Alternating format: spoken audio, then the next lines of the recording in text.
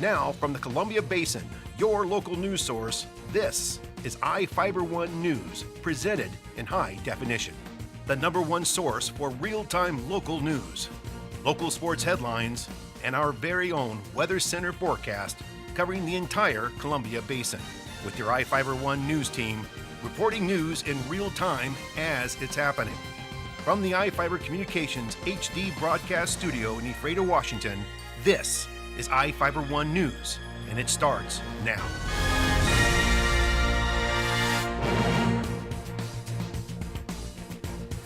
Welcome to iFIBER 1 News.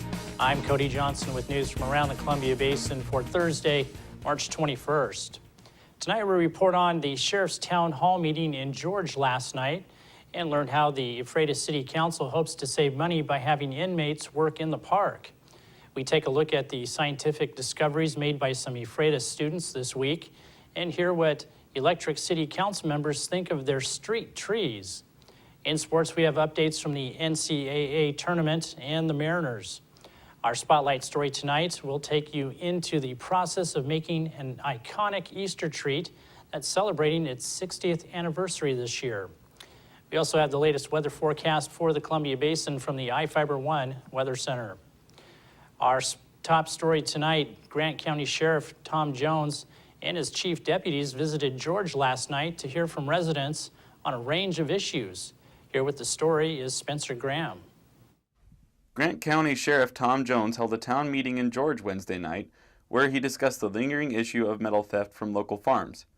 He says an online no-buy list is helping to keep tabs on the suspects. Your don't buy list on the website does not have pictures. Is there one available with pictures, only if you're a recycler? Jones also discussed the March 3rd George shooting and said the two victims involved are recovering. Subsequently, the courts released the 14-year-old and held the 18-year-olds on $500,000 bail for attempted murder. One of the larger issues brought up last night had to do with the amount of taxpayer money spent on Grant County inmates.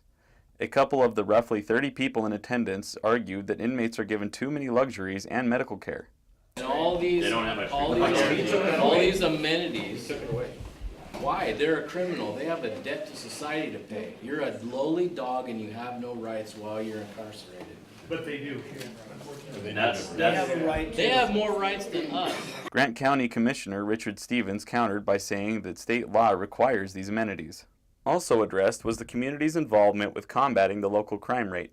But how do we get to a point where us as victims, as a community, get these laws changed? Jones reassured the locals that area law enforcement is doing everything they can to combat gang-related issues, and that a response from the citizens makes the job that much easier. When you report those, we look at that as just increasing our odds for success. We got to get to here to prove somebody guilty of a crime. For iFIBER 1 News, this is Spencer Graham.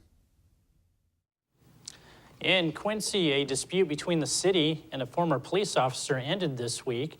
The city council agreed that Darren Smith won't have to repay the city $3,800 for his training.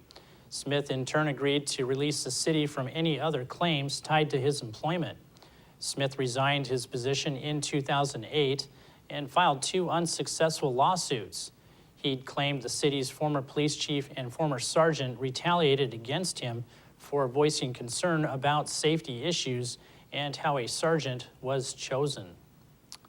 Also at this week's Quincy City Council meeting, the Quincy High School wrestling team received the Pride of Quincy Award. The city awarded the team for placing second in the state by presenting a plaque to Coach Greg Martinez. We want to congratulate the Jacks on a strong finish. Electric City may remove some of the juniper trees growing along State Route 155 in the center of town. The Star newspaper reports that Electric City Council member Brad Parrish said the city should rid itself of the trees, which he called but ugly. Other council members agreed that the unsightly trees take up parking space and obstruct the view of drivers entering the highway.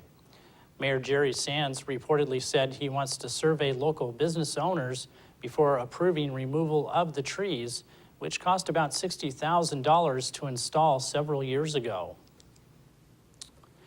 A word to the wise: if you're looking to send a $15,000 package through the mail, you might want to get it insured. A package estimated to be worth that amount disappeared last week after being left at the wrong Moses Lake address. A post office employee called Moses Lake Police to report a package containing precious metals was mistakenly left at a Cascade Avenue residence. When a post office employee returned to collect the package, the people at the residence said they didn't know anything about it. Police are now trying to determine who might have taken the package. Each of the people you see here have warrants for their arrest and are wanted by various law enforcement agencies. If you see any of these people, the DOC asks that you not attempt to detain or apprehend them, but to call police. You can also call the Department of Corrections at 509-764-6180 during the day or 509-762-1160 after 5 p.m. We'll be right back after these messages with the latest from the iFIBER 1 Weather Center, and we've got sports and more news on the way.